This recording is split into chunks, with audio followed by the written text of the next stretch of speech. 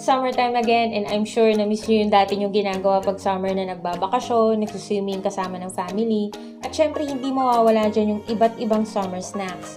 But because most of the things are limited right now, such as travel, transportations, and accommodation, most of us kanya-kanya na lang diskarte sa bahay. At para lalo nating ma-enjoy ang ating pandemic summer, I have a special treat for you.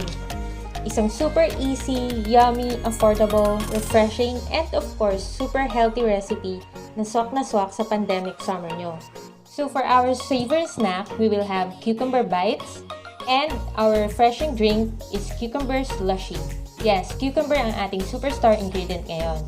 Para sa ating cucumber bites, we will only need 1 to 2 cucumbers, 1 canned tuna, 2 to 3 tablespoon plain mayonnaise, half of red bell pepper, half of onion, salt and pepper to taste. And para naman sa ating cucumber SLUSHIE, we will only need 2 frozen cucumbers, 1 piece dried kiwi, 1 piece fresh kiwi, half a cup of yogurt drink or Yakult, small piece of ginger, but this is optional. So if you're ready to beat the heat, let's make our summer snack recipe.